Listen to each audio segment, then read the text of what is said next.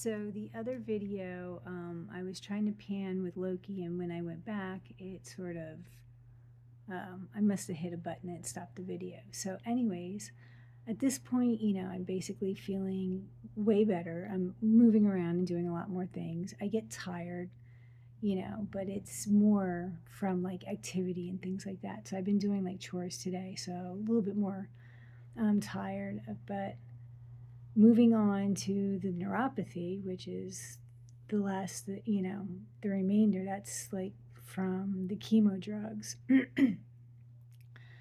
It's pretty much like a tingling, like a pins and needles that's constantly in your fingertips, and it makes it hard to do things, to pick things up. It's a weird feeling. If they get cold, you want to get them warmed up. You don't ever want to leave them cold because it just intensifies like the pain and everything. My feet, however, are like severe. So like the whole feeling goes all the way up to a little past my ankles, which that doesn't really hurt and doesn't bother me. It's the bottom of my feet that really bother me because it's like having a swollen body part and then walking on it and trying to use it. And even though there's no pain, it's just really frustrating because, it's going to take such a long time to heal. Now, mind you, I can walk and I don't have pain to walk. But depending on how the swollen feeling is, depends on how good I can walk. Because sometimes it's really bad and it just makes it hard to take a few steps and stuff. So it's like, it's always a challenge, depending on like if I'm sitting on the sofa for, a half hour and I get up to go out in the kitchen, even though I keep shoes on my feet when I go out there because I don't want to, let my feet get cold. That walk is like a little brutal, and it's like almost an elderly person trying to walk without a cane. It's hard until you like start getting, you're getting used to the pressure on the feet and stuff. And once you get past that, it's okay. And then you can walk again. So there's like ups and downs with the whole walking and stuff. So um, I'm hoping, they heal and I don't have to like go through any kind of surgery or anything like that. But I do know the doc said about taking B12, which I already started taking. And I've been taking biotin, which you can see my hair's growing in really nicely. Funky colors. Like, there's like a little bit of darkness, but then there's like the gray and like there's like white scattered about. So there's like this, frosted, weird, cool color. I mean, I love gray. Gray's my favorite color. So I guess it sort of works out. Like I sort of get what I want in a weird way. But freaking Loki's at the water fountain staring at. Do you want to see Bubbles, little man? You want Bubbles? Are you waiting for Bubbles? I can get you Bubbles. I can get you Bubbles. So, anywho, but yeah, I'm doing a lot better. And it's going to take time. So, moving slow, I can't wait to go back to work. So I put a date out for that. I want to get all my ducks in a row before I fully get to that point.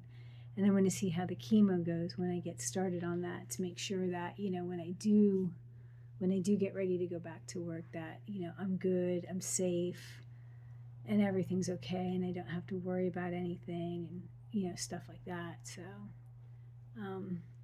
but I already talked to the doctor about returning to work. So we have, an idea for a timeline and everything. So that's good. I'll also see how, body-wise I feel and fingertips and stuff, because I know working in the formalin's cold, so the fingertips are going to be like, we don't like you.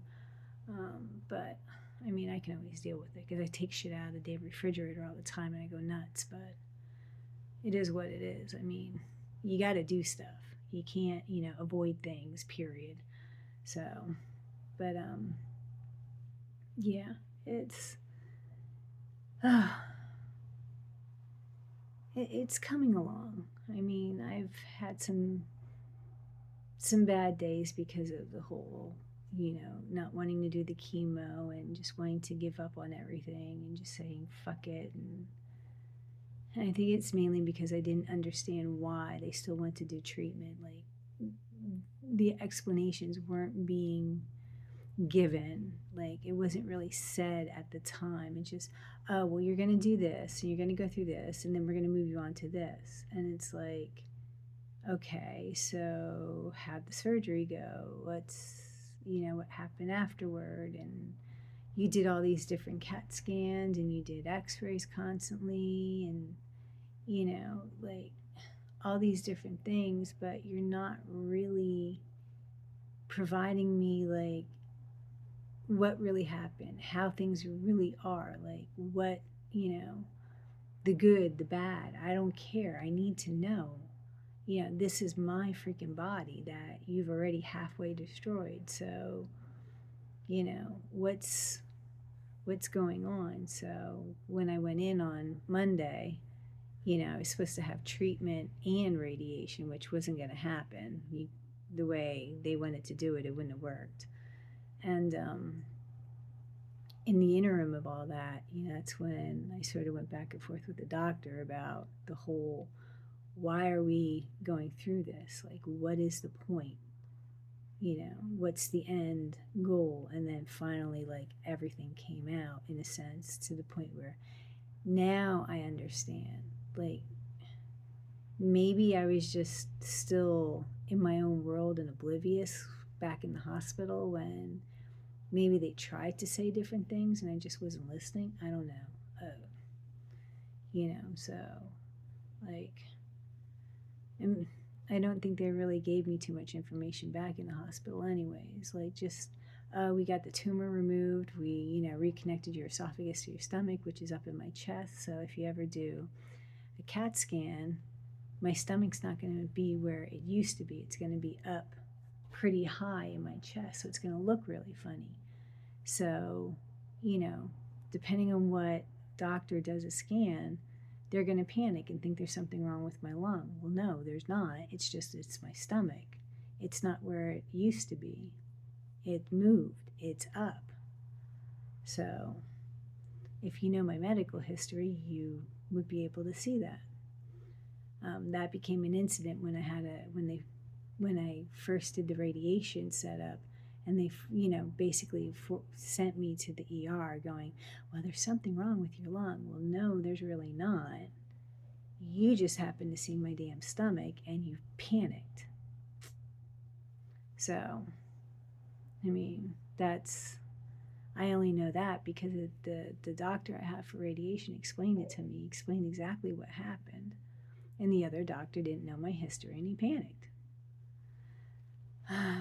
So this ought to be fun, going through, the rest of my life with a stomach up and people going, oh my God, what's wrong with her? She's got an issue with it. So, anywho, just the fun times that I'm going to have to deal with.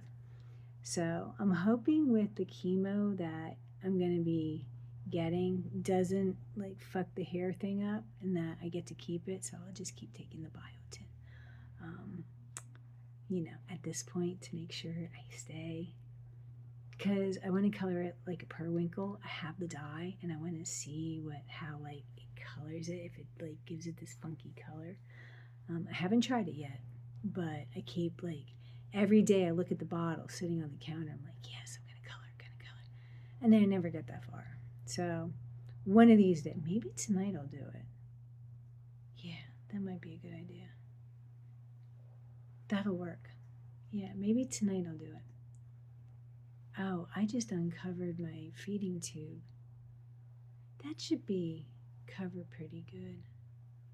Yeah, I think so. Anywho, so this is part 2, the ending of, the other video that should have ended, basically, that I screwed up because I had a cute little boy walking around over here who drives me nuts.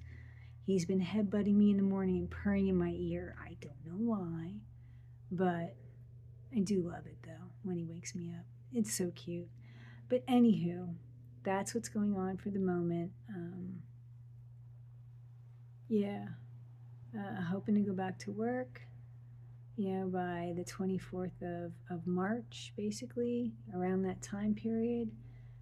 Get my ducks in a row, make sure everything's situated, and get back on track and get my life back as best as I can, as fucked up as this shit really is. And trust me, I wouldn't want anybody else to go through it. It is brutal, it is hell. And it takes a really strong person to be able to keep going. Some days, yeah. Some days I really don't want to do it, to be honest. I really don't. I just want to walk away from it all. But I don't know. I don't know what really drives me or keeps me going, but I do. So maybe one day I'll figure it out. But anywho, peace, so mote it be.